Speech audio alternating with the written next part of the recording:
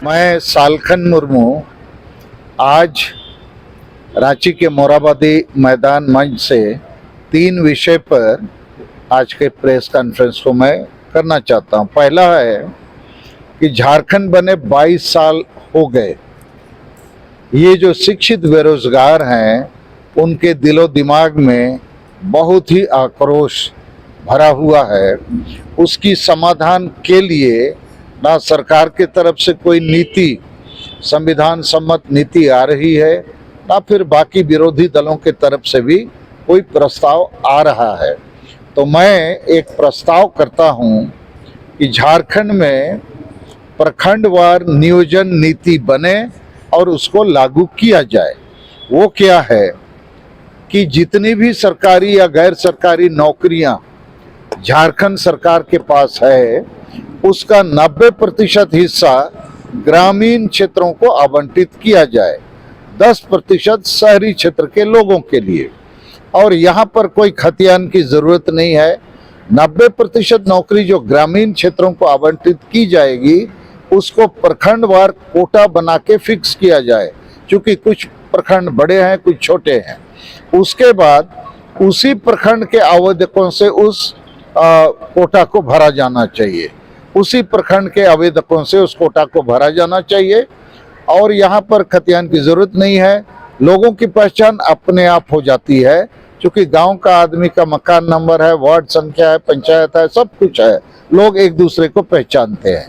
यहाँ आरक्षण का भी जो मुद्दा है, उस प्रखंड में जिस जाति की जितनी आबादी है उसको आप उतना हिस्सा दे दीजिए। तो ये जो मैंने प्रस्ताव किया कि प्रखंडवार नियोजन नीति झारखंड में लागू हो, और शहर में भी जो भी लोग शहर में है 10% हिस्सा उसको देने दीजिए। थोड़ा बहुत इधर उधर हो सकता है, लेकिन ये जो हेमंत सोरेन साहब ने 32 का खतियान लगा दिया है, ये कभी लागू नहीं होना है, हो नहीं सकता है। ये पॉलिटिकल स्टंट है, वोट के लिए है, ये झुनझुना है, लोगों को ब्लैकमेल किया जा रहा है। तो ये हमारा पहला विषय है। दूसरा है, ये जो हम लोगों ने मांग रखा है, अभी भी रखते हैं, सरना धर्म कोड 2, आदिवासियों का वोट लो। 2024 में उसके पहले यदि बीजेपी की सरकार या बीजेपी पार्टी सरना धर्म कोड पर फैसला नहीं करेगी तो जितना भी तमाशा ये लोग कर लेंगे उनको वोट मिलने वाला नहीं है। दूसरा मुद्दा है, कुर्मी को आदिवासी बनाने वाला है, इस पर भी बीजेपी को अमित शाह साहब को स्पष्ट करना होगा कि कुर्मी आदिवासी बनते हैं तो हम तमाम जो असली आदिवासी हैं, हमारा लिए ये फांसी का फंदा हो जाएगा, आदिवासी का नरसंहार होगा।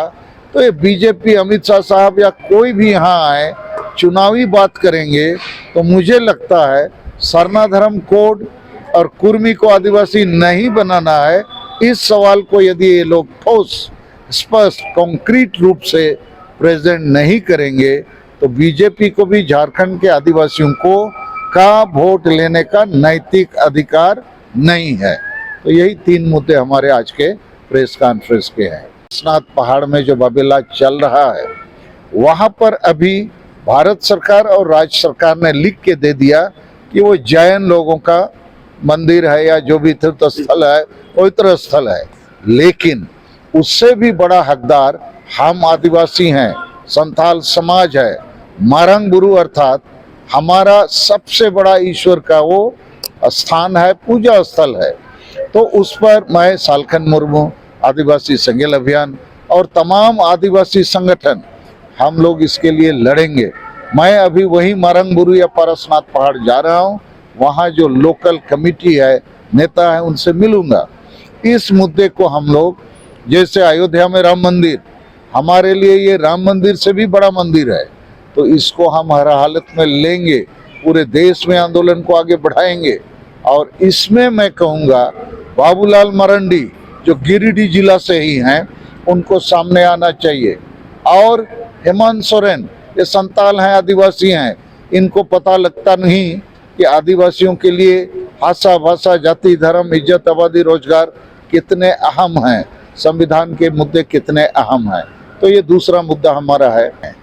क्योंकि ये जो बार बार देश में किसको कितना प्रतिशत मिलना चाहिए, तो एक बार जाति जनगणना हो जाए और ये जो ओबीसी या पिछड़ी जाति के लोग हैं उनको जो वाजिब मिलना है मिलेगा गिनती होने से।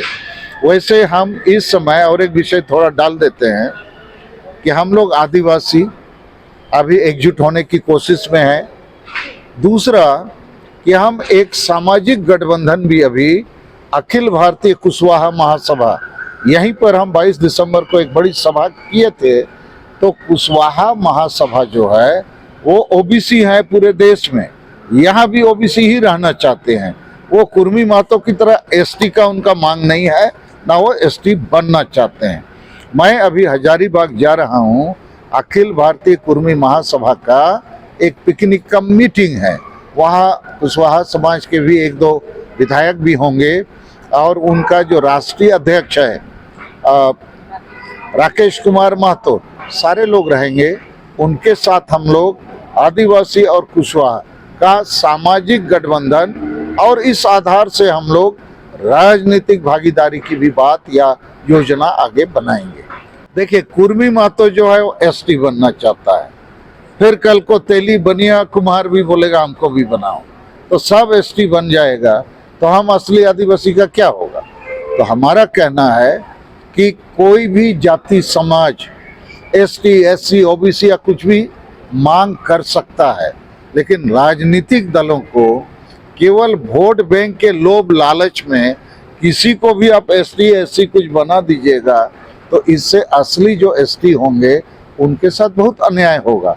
इसलिए हम सीधे सीधे कुर्मी के खिलाफ नहीं हैं, लेकिन उन पार्टियों के, जैसे यहाँ जेएमएम, इसने सबसे पहले लिख के दे दिया कि कुर्मी को एसटी बनाया जाए ताकि हमको वोट मिले। अभी टीएमसी पार्टी उसने भी लिख दिया, उधर बीजेडी पार्टी उड़ीसा में उसने भी लिख दिया, तो कांग्रेस पार्टी भी पार्लियामेंट में बोल रही है।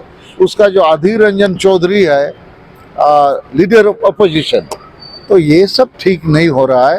ये सारी पार्टियां, मैं कहूँगा, आदिवासी विरोधी पार्टियों की तरह काम कर रहे हैं।